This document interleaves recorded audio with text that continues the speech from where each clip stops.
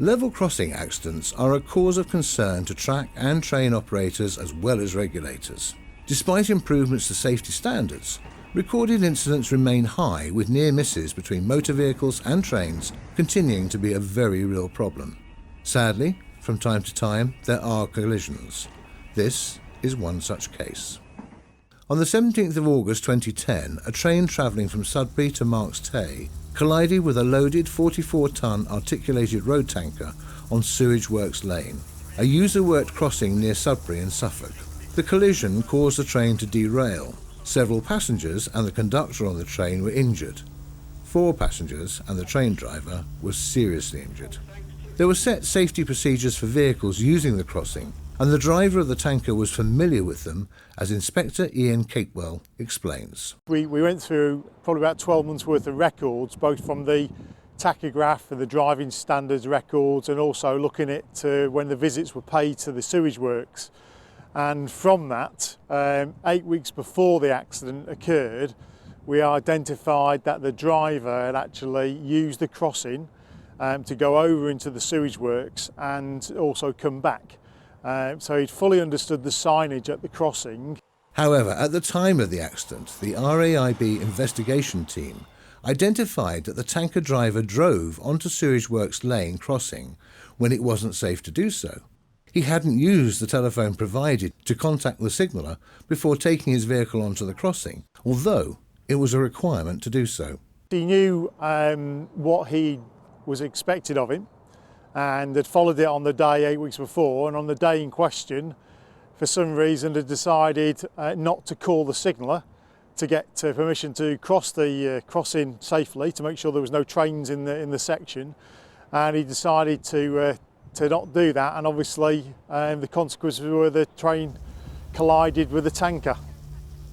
Inspectors also found that the company employing the road tanker driver had not been briefed by Anglian Water on how staff should use the Sewage Works Lane user-worked crossing safely. But were there other contributory factors to the accident? What was interesting is that we looked at the why he hadn't seen the train, because obviously you don't go across a crossing knowing that a train's coming, so what kind of reasons were related to that, in relation to whether was he fatigued, he'd been driving too long, was there any issues with regards to the cab design and obviously the environment he was driving in. When the RAIB reconstructed the driver's view from the HGV vehicle cab, it demonstrated that the train could come within 30 feet of the vehicle and its cab frame could easily obscure its presence. This meant the driver couldn't see the approaching train, even if he'd been looking for one. In turn, the inspectors were able to show that Network Rail's processes for identifying misuse were limited. Obviously, Network Rail have their own assessment process to look at crossings, and what's really important for that process is to speak to the authorised users, understand the level of traffic, whether it be by foot, whether it be by bicycle, by vehicle or by HGV. Because looking back at this particular site, we found that there'd been a near miss or incident at this site with HGVs over the previous 10 years. And that came out in the investigation. So the use of intelligence, so the level crossing managers which attend the location to do a risk assessment need to be speaking to the authorised users to understand what the type of frequency of the traffic is, but also whether there's any local issues like, you know, maybe old age people's homes or schools crossing nearby. And all this intelligence needs to be put into the risk assessment so that people thoroughly understand how the crossing is being used, both from day and from night, you know, and the frequency of the trains, but also the signage. You know, making sure people understand the signage, making sure there's not too many signs, that's going to overload somebody, so it's got to be very clear.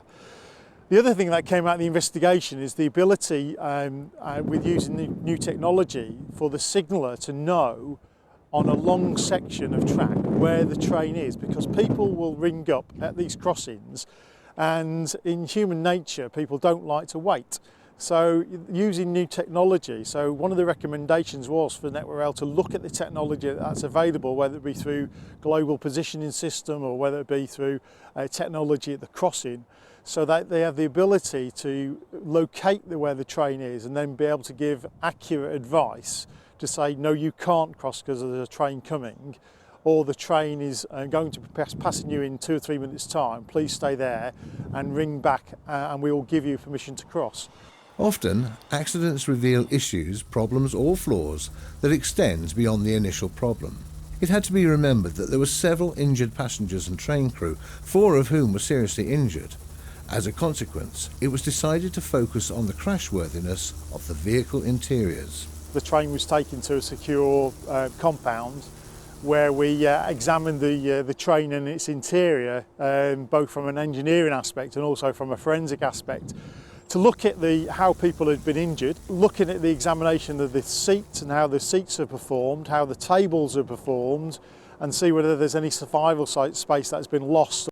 The report that followed concluded that the design of the tables and the type of train involved at Sewage Works Lane may have exacerbated the injuries suffered by the passengers.